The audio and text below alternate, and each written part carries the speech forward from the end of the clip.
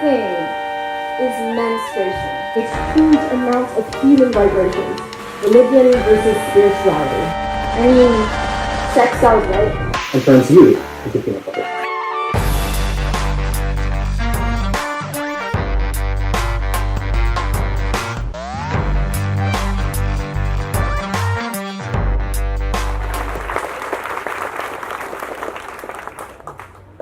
In our lifetime, we are faced with a lot of different choices. Different ways to grow and roads to travel. But the question is, how do we know which ones are the right ones? How do we learn to go into a direction that leads to growth? Here is my... Today I'm going to talk to you about why it is important to invest your time on self-investigation. Along the way, I'm going to talk about drugs, food, the government, and gardening. I was born with a heart issue. And with the age of 4.5 months, I had open heart surgery, leading me to take various different pharmaceuticals to help me recover. Last year, I went back to the doctors, and apparently, I'm doing great.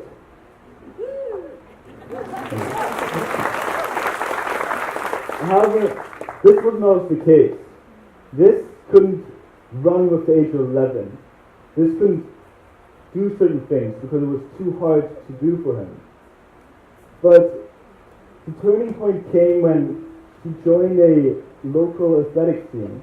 With a few months of training, he joined a nationwide competition, which after he finished, he felt like he was on top of the world. He became about 4th last, but he felt good. He was energized. He was happy. And that wasn't because he lost or anything. That was just because he actually didn't know why it was.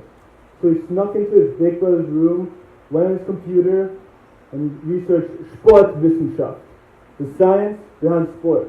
And what he found there was that when we exercise, our brain releases serotonin and endorphins, the kind of feel-good chemicals. But what is even better, what he realized and what he learned there was having a habit of wanting to know how things work. So if you're still confused with what my Greenstone is, it's about knowing things and making choices. And I would like to start off with a topic that is curiously good, but it saved my life and maybe yours. However, it has destroyed a lot of other people's lives. Pharmaceuticals excite me, but they also scare me. So I decided to research them, to get the knowledge about what I'm intaking when I'm sick, right? So what I've learned is that pharmaceuticals are very concentrated chemicals, a lot of times mimicked from plants, just at a higher dose. And when we take them, they can cause addiction and mental health problems. But they're here to aid us. However, in the last decade, more people have died of pharmaceuticals than illegal street drugs like heroin and cocaine. And what I believe is even worse is the lack of knowledge about them. A lot of people think that just some guy in a white coat makes them safe. However, through an article that was released last year from a company called Alternate, and I quote, pharmaceutical companies made $3.49 billion in disclosure payments to doctors, teaching other hospitals and companies to push their products. What this essentially means is the pharmaceutical industry is huge, and they're toying with lives because we rely on them to save us. But this might sound like a big hole, what can I do about it? Well, I believe what you can do about it is just use pharmaceuticals when you really need them, and start stepping away and be like, I've got a headache, should I take a Panadol? And more look at your lifestyle. Have I slept enough? Have I eaten enough peanut butter? Have I exercised? Have I had water today? And through the knowledge of researching and investigating, we can learn that some of these drugs can cause sexual dysfunction and depression. However, through researching, you also can learn other things, like how to aid your health. And I would like to talk about eating healthy. So according to a website called Everyday Health, with the proper nutrition, you are less likely to get sick, help our diet because like everybody wants to have this, yeah, and and have more energy. But you might say, Miro, come on, I eat healthy. Well, along my journey of gaining knowledge, I learned about the fall of nutrients in our vegetation. According to a study from University of Texas that shows through data from the 1950s till 1999 that our vegetation has less iron, protein, calcium, vitamin B12, B2, and C. This is because of soil degradation that comes from new modern agricultural methods. The transformation of our vegetation is a very long and complicated topic, but it is explained really nicely in a book called Eating on the Wild Side. The author, Joe Robinson, goes into how we came from gatherers and transformed into these huge monoculture beasts. If you didn't know, monoculture also leads to soil degradation. The book also goes into pattern recognition and knowing signs of healthy plants. For example, the lettuce. The darker, it means it is most of the time better for you. But you might wonder, why is so important? Cool, Miro showed me all this interesting facts. And you might believe that we live in a world that provides me with everything I need. However, how I see it is that to really fully reach potential and thrive in this capitalistic world, we have to allow new branches of thought to happen through self-investigation. What I mean with this is, quote unquote, don't trust the system. But also it's like, don't believe everything you hear right away. Do your own research, create your own judgment of things, and see if this is going to help you or not. Through this school, through going to Greenstone, I had the opportunity to learn into the directions I wanted to learn in. For example, going on different field trips to other islands, but also going around the world.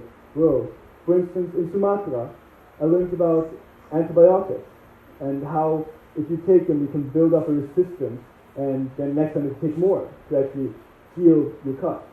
But at the same time, I learned about herbal medicine, and I asked the local guys how they can help us.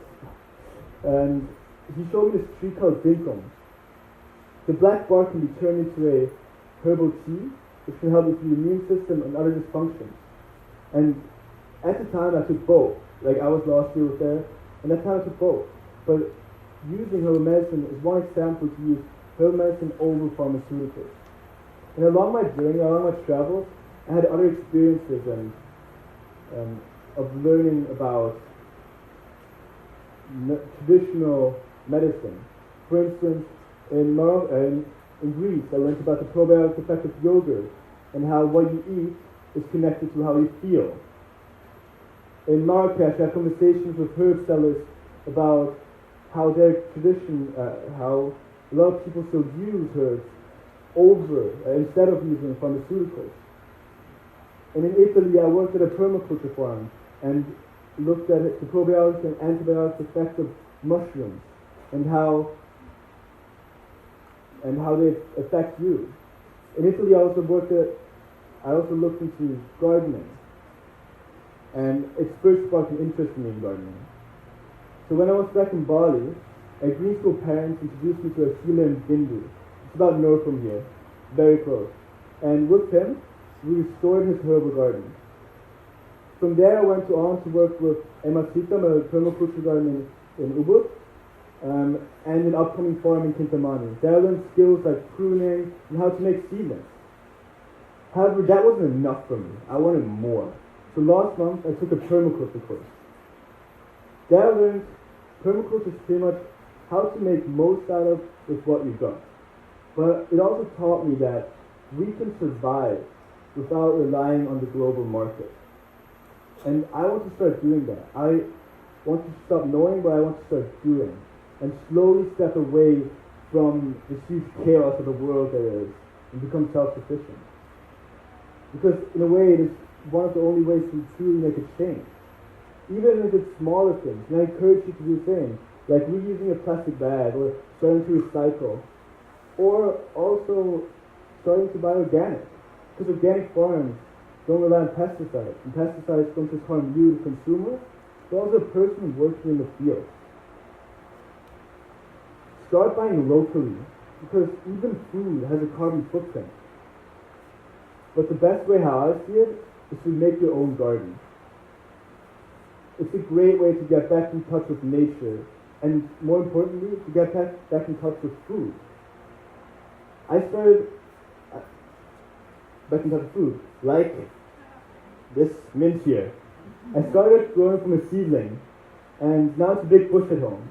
And when I eat this, I know it can help me with my skin rash, my asthma, but also a headache. Most plants have this healing effect in them. It's just that it's not right there, it's not in the open. It doesn't have a label on it and says it's good for this and this. Do your own research. Plants have been used by humans for thousands of years. So why stop now? Plants grow with you and sustain your health. But the only struggle I see with them is that we have to take them regularly to really get the most out of them. That's why I came up with the concept of making a herbal salad. But before I finish, I would like to go back to the question. Making the right choice. And there are no right or wrong choices. There's just different life experiences. However, through self-investigation, we can create a judgment to see what we can get out of this. So today I've brought with me 3 different salads. These are testers. Please be generous so everybody can test it. The taste might just transform your mind into living healthy. Thank you.